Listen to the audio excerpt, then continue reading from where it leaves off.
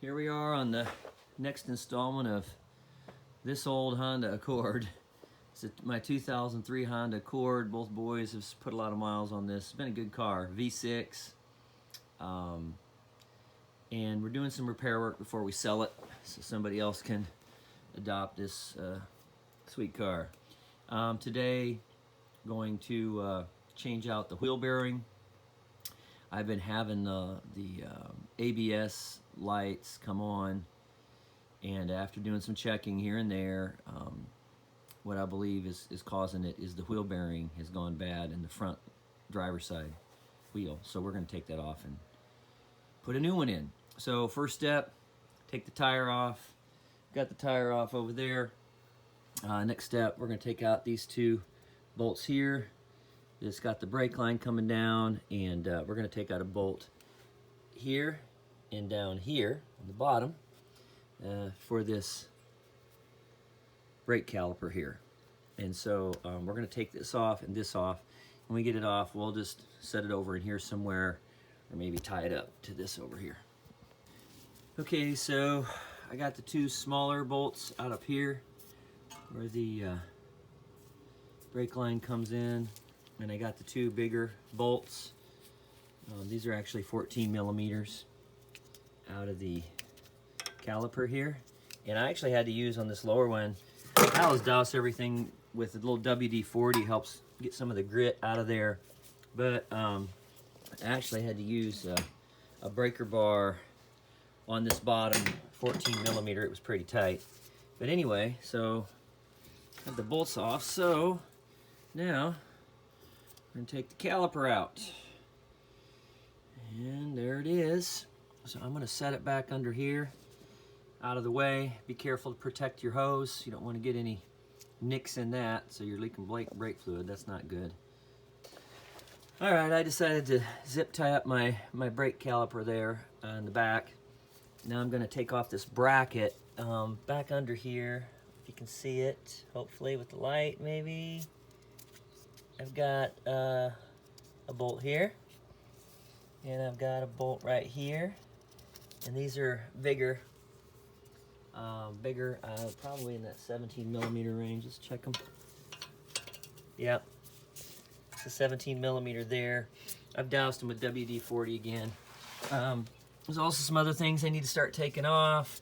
I'm gonna take off this bracket up here and back behind here. See if I can get an angle on it. Is my ABS sensor. I'm gonna take that off. There's a bolt there holding that in. And so I'll take that off. I'm getting closer to getting this rotor off of here. All right, just want you to see this real quick. See if you can see back here. When I took this little 12 millimeter bolt out of this ABS sensor, this is a new one. They put a new sensor in because my ABS light was coming on, but it didn't fix the problem. And then they wanted a bunch of money to put the new wheel bearing on, so I decided to do it myself. But anyway, I got in here with a pair of pliers and kind of very gently grabbed this end of this clip, and then it slides out. That's what the end of your ABS sensor. It slides down in that hole in the back of that knuckle. You can see it right there, right in there, and it's actually magnetic. It's reading the wheel turning, and so that wheel bearing starts to go out, and then that's when you start having problems with the lights coming on. Anyway, I have that cable out, so and I took the bolt out up above, so now it's loose, so I'm gonna set that to the side so I don't get that messed up. Big 17 millimeters out of the back of the this bracket here that holds the brake caliper. And again, I had to use my big breaker bar to get those loose, but it came out okay.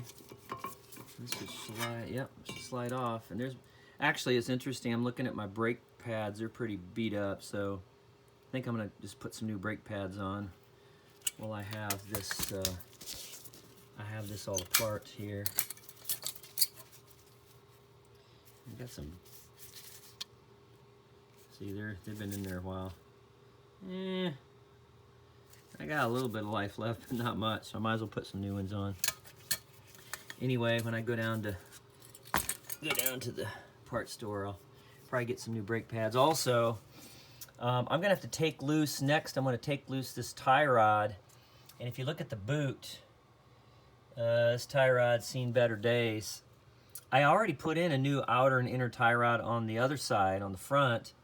I may just go ahead and put a new outer and inner tie rod on this too. You can see my video on that. I think I did a different video on how to do the inner and outer tie rod, but anyway, I may go ahead and replace that, or at least the outer one. I'll check the inner to see how much play I have in it. Anyway, next off is the tie rod end. Okay, there's 100 videos on this, but I thought I'd take a quick vid on this. Cotter pins out of the bottom of the bolt. Loosen up the castle nut on this tie rod end. I agree with everybody else that says leave the castle nut on there, so when you're hitting this with a hammer to get it loose, you don't accidentally hit your bolt. I'll admit, as a much younger man, took this castle nut off one time and beat on the bottom of this bolt with my hammer to try to get the tie rod end. That wasn't a smart move. I messed up the end of the bolt, then it wouldn't work. But anyway, now I do like most other guys, just keep the castle nut on there, and then hit this little end of this little knuckle here, and it knocked it loose. Now I'm loose. Now I can take the castle nut off, set that in my little bucket.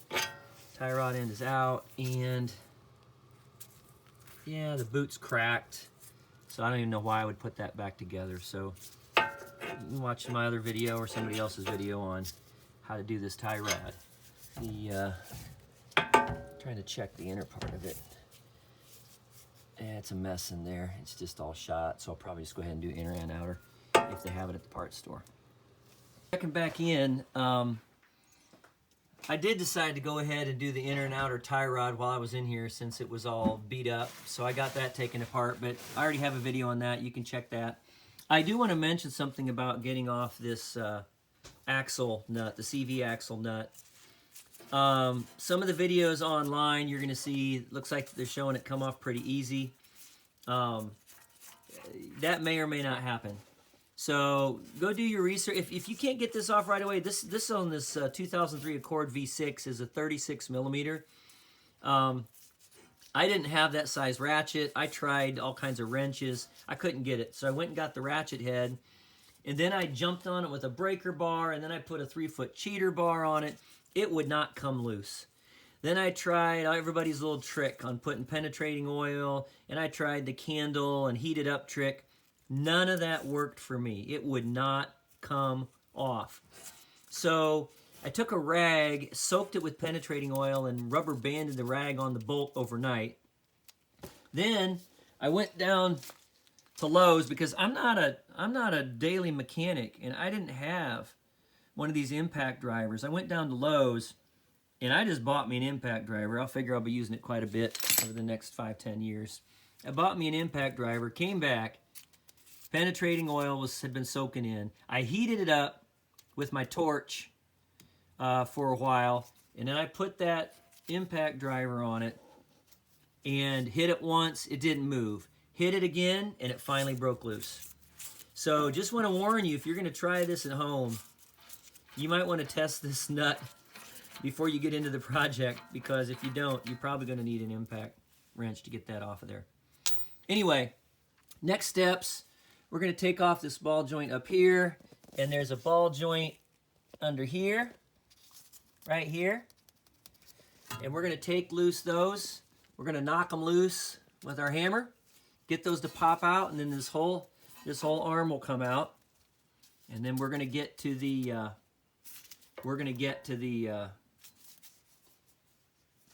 wheel bearing. Put this new one in on the back side of this knuckle here. Okay, I got the castle nut off. Don't bang on this rubber boot, you'll just rip it.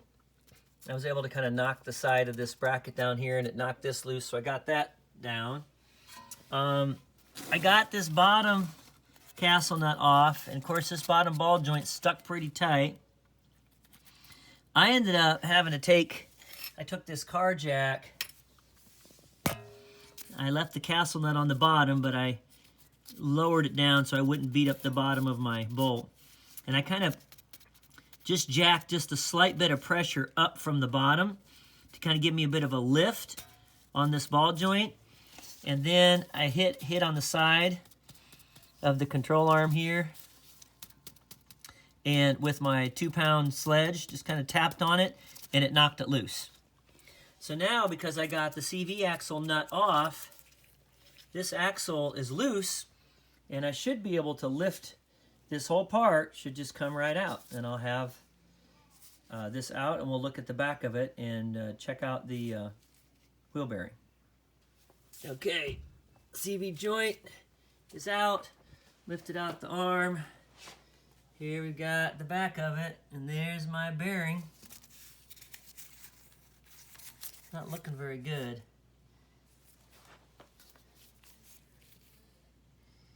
All right, I'll have to get this out next. Okay, so I got this spindle out, and I'm trying to knock out the old bearing.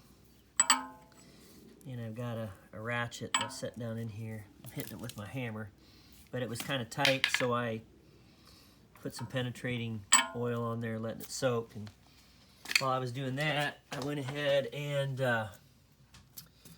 put in a new inner tie rod. I think I already took a video. I had that apart. Got that inner tie rod installed. Got the boot back on there, bellows, and then have my outer tie rod. And so, trying to get the old wheel bearing out, and then we'll work on putting the new one in. Okay, so I was working on getting looking at getting the old wheel bearing out of here, but I first have to get the hub assembly out of the inside, and it's that center one. So I was going to try a socket. Some guys use sockets. It worked better for me. I had this pipe. It's actually my cheater bar, and the pipe fits real nice. It doesn't slide down through. It sits on the lip on the inside of that hub assembly. And I whacked the end of this pipe a few times after putting some penetrating oil in there, and it knocked, kind of pushed out the hub assembly. So I'll show you what that looks like. There it comes.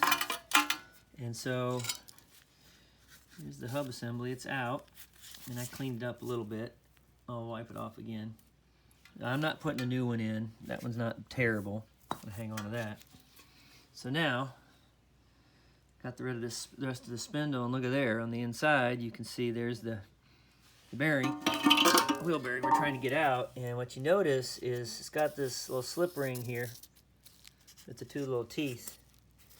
So I've got to pinch that together, and that ring will come out, and that's actually holding that bearing in place. You can see it right along the edge. So once I pinch these together, this slip ring will come out. It's kind of holding that in, and then I should be able to knock this old wheel bearing out of there. Okay, I just showed you this just a bit ago before I got it out. This snap ring, and this snap ring sits inside. You can see which side of the bearing we're on. The snap ring sits inside. But you gotta have a pair of these snap ring pliers, or you're never gonna get this out of here. Secondly, this thing was so filled with dirt and rustiness and grit that it took me a long time with these snap ring pliers to get this out. It just didn't come out. I had to work it.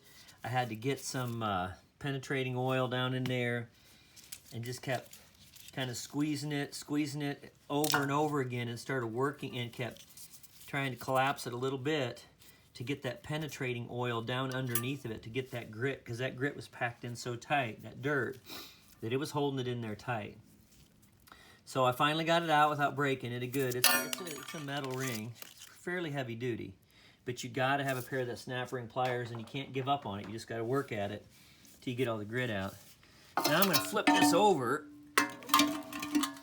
and I'm going to try to knock this bearing out of the inside of this. Right here. You can see all the ball bearings down in there. I'm going to try to knock it back this way. See if I can knock it out of there. Okay, just taking a quick video. I'm not even going to tell you how many hours I've been working on this thing, more than the rest of the job combined. And all I'm trying to do is get the old bearing out from the hub assembly here. And it is the biggest pain in the butt you can't imagine.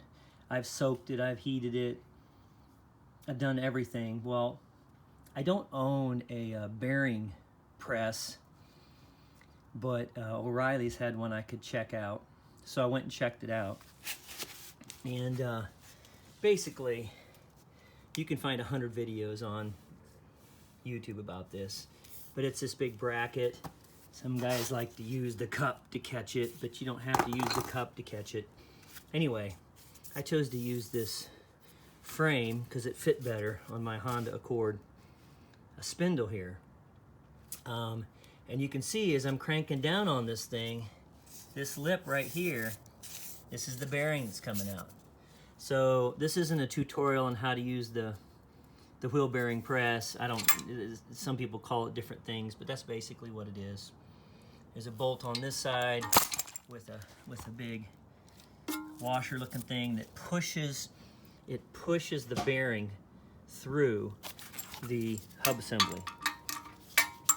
Anyway, as I crank on this, you can see it start to come out. So I'm about a quarter of the way through. I'll pop this out and then I'll come back on and show you the putting the new one in. I just want to show one more video of this before I put the hub back in. I had knocked out the, after taking the hub out, of course I had knocked out the wheel bearing and knocked out the race, which is kind of like the metal ring here on the inside. I guess they call it a race because the ball bearings race around it, which is kind of funny. Anyway, I got the new bearing. A couple guys suggested putting it in the freezer for several hours. I did that. Theoretically, it shrinks it a little bit. I greased up the inside of this knuckle here where the bearing sits. I greased it up with some just some penetrating oil, rubbed that around the inside, set it on top, and then what I actually did was I used the old race, the main part of the race, and just set it because it's the exact same size, and set it on top. Of course, I started up here, and then I took my 2-pound sledge, and I tapped around the outside of that race. And you want to tap around evenly because to get that to go in there nicely, it needs to slide in. If you get it cockeyed, it's going to get wedged. So you got to go tap around the outside. And as you tap around, and sometimes you have to hit a little bit harder, but you don't want to hit this inner race where the bearings are inside this sleeve. You want to keep it on the very outside edge, which you can do when you hold this on top. Anyway, tap it all the way back in, and you're tapping it in down far enough. See that groove? You need to tap it in far enough so that it sits flush with the metal ring on this side, and so that you have access to that groove so you can put the slip ring back in. This is kind of tricky. I started it on one end. I used my pliers, but my pliers kept slipping. So then I used some clamping pliers and kind of pulled it in. Anyway, I'm going to get this ring in next. I just wanted to show you that. Lastly, before you try to install the hub, this is really, really important because it's not in every video. When you're taking apart the old and you take it apart, you can get the bearing out. But oftentimes, this particular, the end cap, the end of the race cap here, it's slid down on this hub, and you got to look closely because it actually kind of looks, when it's slid all the way down there, like it's a part of the hub. Well, it's common sense that it isn't, and it would be common sense that this hub is the same diameter. But some of the videos don't show this. You actually need to get this knocked off, and it's really tight. One guy on there, he was pretty smart. I used my rotating Dremel and with a cutting blade, and I kind of cut on an angle across it, being careful trying to not notch this too bad. And as I cut across it, it kind of weakened it a little bit. Then I put a little wedge in there, put a little chisel in there and tapped on it, and it popped a little bit. Once it popped, it just slid off. If you don't get that off, there's no way you're getting this back in here all the way. So be sure and do that. Anyway, I'm gonna put the slip ring in, and then we're gonna press this back down inside of here. I missed a couple steps in here, but I want to catch up to where we are. I pressed the hub here back in through the wheel bearing, and I had put these caps back on, the lugs back on the end of the bolts, just so I didn't nick up those threads when I was wrestling around with that hub. Then I just set the spindle back in, put the bolt back in the lower ball joint. I lifted this up, and you have to pull down on this pretty hard, and I got that nut started there, that castle nut. And then here's my new tie rod, outer tie rod end, my tie rod end, and I was able to pivot this wheel and get this back in here. And then I used my little impact driver, my little handheld one, not my bigger one, and tightened up the bolts, and then got my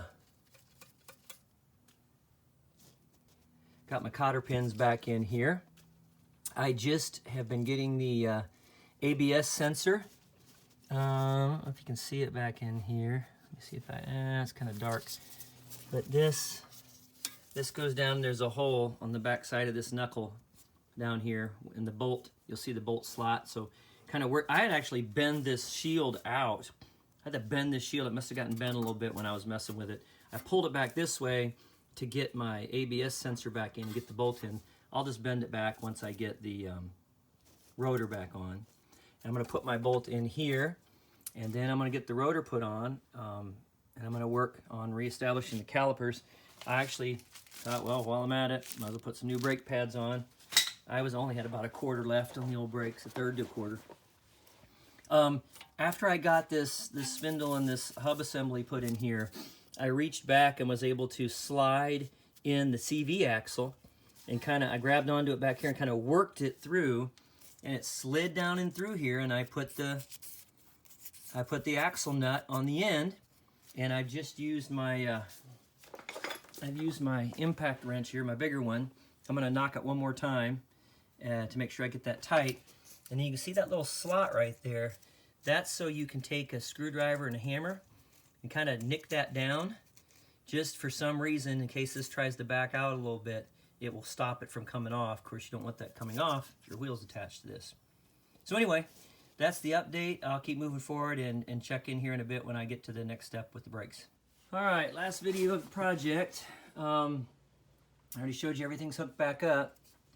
So I just kind of did things in reverse order. I put the caliper bracket back on, and it hooks in with two big bolts. Should be noted that as I was messing with the hub this whole time, the tin guard got bent back out, and so the caliper wasn't fitting right. So I had to get the pliers and kind of bend the tin back to give me enough space to get this caliper back on. Once I did that, I re-greased these rods here, the caliper rods that slide in and out. I re-greased those. I put the new brake pads in and put a little grease around the top so they'll slide in this bracket here. I used my clamp to decompress, or I should say compress, the brake valve here so I could get enough space to slide it on these new brake pads. I add a little grease in and around to hopefully help it slide better. Got the caliper put back on, bolted back in place, put the bolts back in the brake line bracket here. Everything is put back together, and now we're going to put the wheel back on and start this puppy up. Hopefully I captured most of the process. The biggest things to remember, go ahead when you get your new wheel bearing, drop that in the freezer so it's chilling. If you don't have a bearing press. You probably need to borrow one from AutoZone or O'Reilly's, because it's just not going to go well if you don't have that bearing press. You need it for the hub, you need it for the bearing. Once you have it, it makes things a lot easier. So just make sure you have that. As far as getting this bolt off, this was really hard to do. So find a buddy. Find a buddy that has one of these, and this one's a 750. This impact wrench. I'd been working on that axle nut a little bit with a cheater bar, but that's actually what got it off, was that impact wrench. So find a buddy that has one of those. Oh, I just noticed I gotta nick that down. Gotta tap that down. Lock that in. Anyway, those are the big things. And also the other learning is when you're taking out that old wheel bearing, make sure you knock the top of that bearing race off the hub, because if you don't get that off there, it's just not going to work right. So that was a learning. It took me too long to figure out that I hadn't knocked that race off. And anyway, those are the big learnings. Otherwise, it's doable. You need to give yourself, probably, if it's your first time, you need to give yourself at least a half day, maybe even a full day to do it. To put a new bearing in, they were going to charge me almost $600. But while I was in there, I went ahead and put in some other new parts, which easily it would have been another $400 or $500 worth of labor. So this took me about a day and a half, and I probably saved myself somewhere between $1,000 and $1,200 bucks. So good luck to you. Give me a holler if you got questions.